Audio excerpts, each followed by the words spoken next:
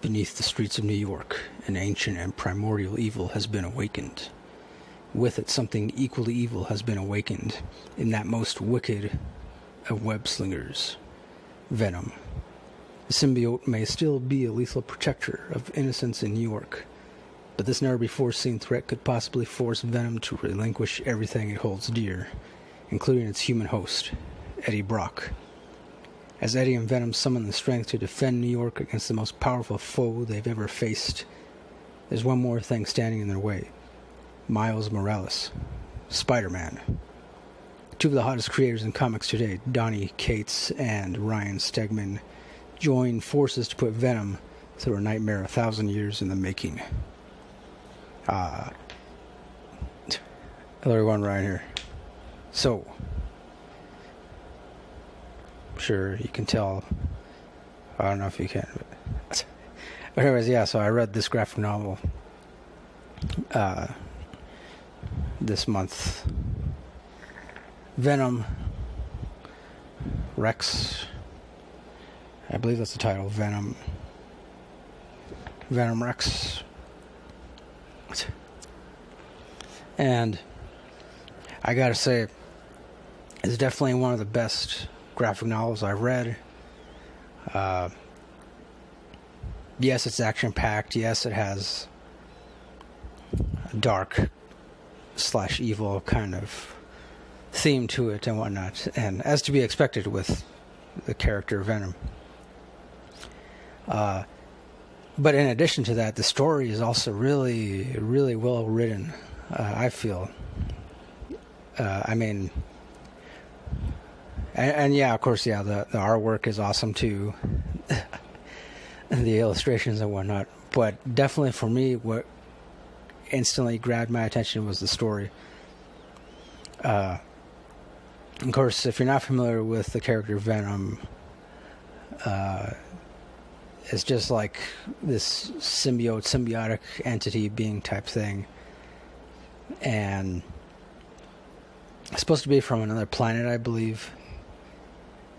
I mean, that's one thing that this graphic novel, I like that in this graphic novel, it deals a lot more with the origins of this symbiotic being entity thing.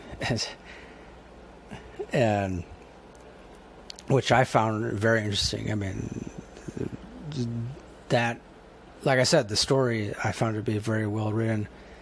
But not only that, but you know, it really digs pretty deep into the origins, and I mean, because I'm trying to think like exactly what I can, like what details I could reveal without giving away too much. I will say, it's, you know, the bulk of the origin story I wasn't really expecting, but you know, yeah, I was pleasantly surprised by it. And then in addition to that, you know, the awesome action scenes and whatnot, and yes, of course, Spider-Man, or I mean, one version of Spider-Man is in this, but he's not like, you know, he's not the main focus of this graphic novel. So yeah, I mean, I felt like they really didn't need to include Spider-Man in this, but I guess it was kind of like, all right, I guess the writers or whoever, like, they wanted to include just a couple moments with Spider-Man in this. You know, I don't know if nothing else to provide contrast, I guess, or. So, and I mean, also too, what I like in this is that the symbiotic relationship between Venom and Eddie Brock, it becomes like it's much more, like they essentially develop a much more, like a deeper connection with each other, deeper understanding of one another, you know, what, like, they figured out how much they can push each other what each other's limitations are. Of course, I mean, when it comes to the symbiote entity Venom, it seems like he doesn't really have a whole lot of limitations, unless there's a being much more powerful than him. Which in this they do encounter such a being. Excuse me. They do encounter such a being that is so powerful that it can destroy Venom and other symbiote beings. And, well, like I was saying, getting back to Eddie Brock and Venom, yeah, they establish this much deeper connection, and to the point where it's kind of like, you know, they don't even really have to second guess each other, and they're just completely aware of what each other is thinking, like, even without having to really ask anything, or even, you know, yeah, I don't know how else to describe it. And, you know, pretty much, you know, the rest of what goes on in this graphic novel, it's aside from Eddie Brock and Venom establishing a deeper connection, aside from that, like I said, they learn a lot more about the origins of Venom and others like him, you know, because he's supposed to be from another planet where there was once this entire race of these symbiotes, these symbiotic beings, entities, and but of course it turned out that they were actually created by, I want to say, like a godlike being.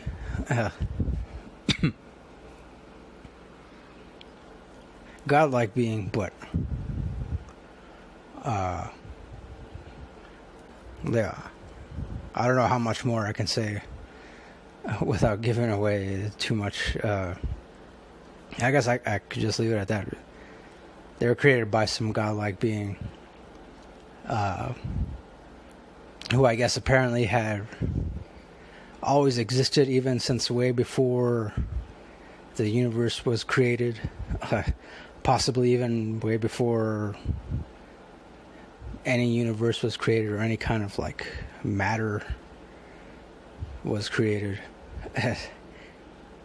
So, which, yeah, I mean, that particular part of the origin story, I mean, I guess I could say, like, if you're not really used to reading or hearing about that kind of stuff, it could definitely go way over your head.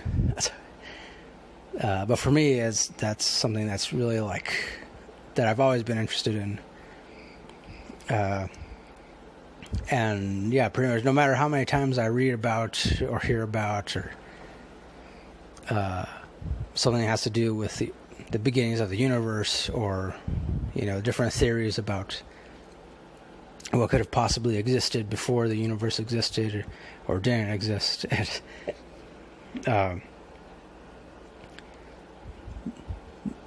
Pretty much that's a subject that I've always been fascinated by, and that I like thinking about, if not on a daily basis, definitely I like thinking about it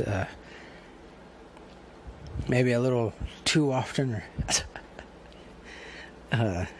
well, yeah, I don't know, that's just me. That's how I've always been, the kind of stuff I've always been into. And so, yeah, and then, you know, eventually towards the end,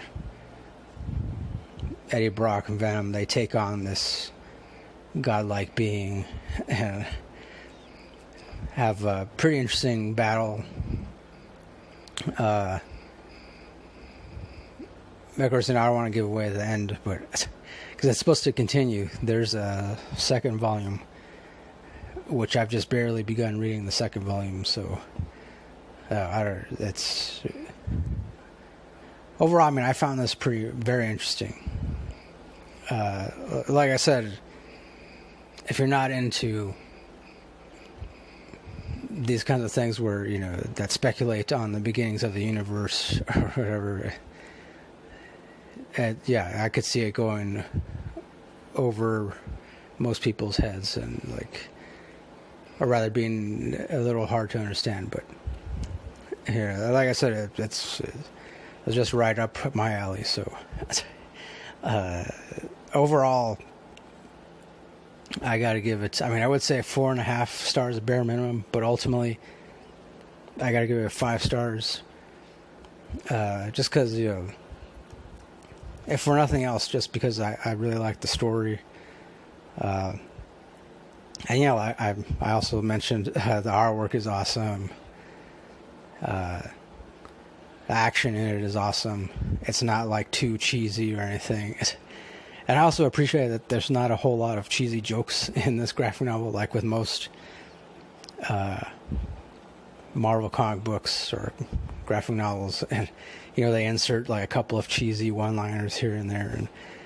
And there's really not a whole lot of that in this graphic novel. I appreciate that. All right, just for me, like I found it refreshing. So yeah, it's definitely 5 stars all the way for me. That'll do it for my review. I do recommend it to Marvel fans, Venom fans, science fiction fans, philosophy fans, possibly. I don't know. But yeah, so that's it. Once again, I got 5 stars. So thanks for watching. Thanks for listening. As always, next time, don't forget, keep it real, keep on rocking in. Peace.